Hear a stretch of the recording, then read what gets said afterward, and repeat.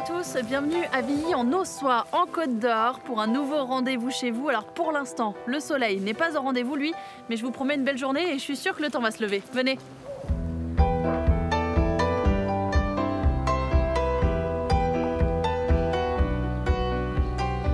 Bonjour à tous, bonjour. Fabienne. Jean-Pierre. Enchanté. Bonjour Pascal. Bonjour. Claude.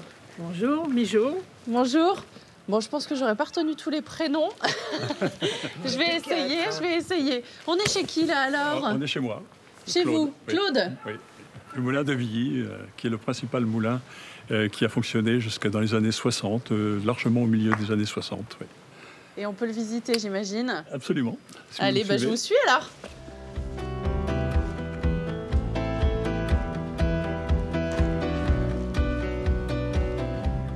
La seule chose que l'on connaît bien, c'est le fait que le moulin soit sur la carte de Cassini.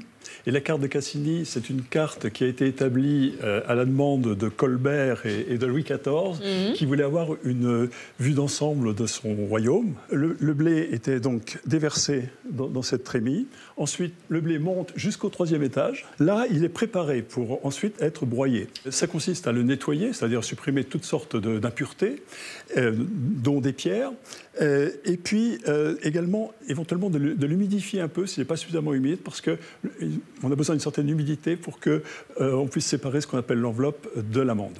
Et tout ça est encore en état de fonctionner, Claude? Alors, oui, mais bien sûr, tout ça s'est grippé. Enfin, je ne vais pas chercher à le remettre en fonctionnement. Le temps est plutôt clément, c'est peut-être aussi l'occasion d'aller profiter encore du bief à l'extérieur.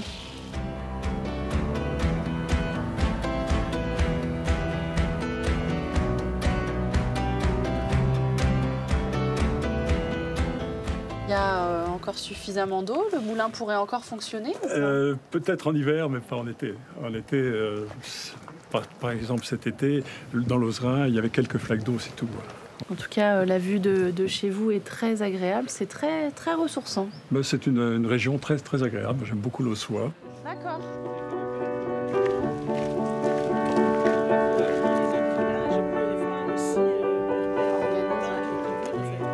Donc là, du coup, expliquez-moi l'endroit où on se trouve. C'est quoi exactement? C'est une place? C'est le lieu de rassemblement lorsque l'on organise donc, les évasions des arts. C'est un lieu de rencontre, un lieu de buvette, un lieu de spectacle, où on accueille donc, des artistes dans les granges de ce village. Et donc vous êtes tous membres de cette association Évasion des Arts? Oui, c'est ça. Oui. Je comprends mieux pourquoi j'ai affaire à une bande de copains alors.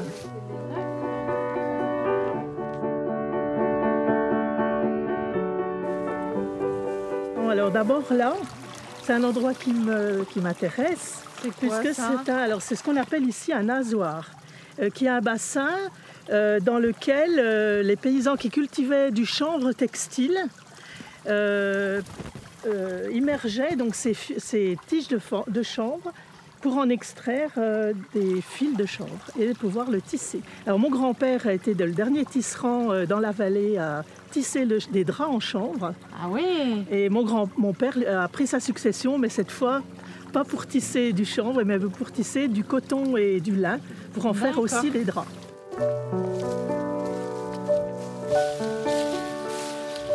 Petite halte supplémentaire?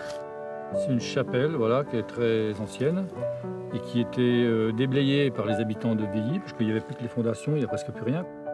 Et ça tombe sur le chemin d'Eva. Qui est le chemin de randonnée de l'association en fait, voilà, c'est ça? Voilà. D'accord, donc tout le monde peut venir profiter de ce monument. Tout le monde passe, ils arrivent, ils sont surpris par la chapelle, parce qu'il n'y a rien qui est marqué qu'une chapelle au milieu des chemins, quoi.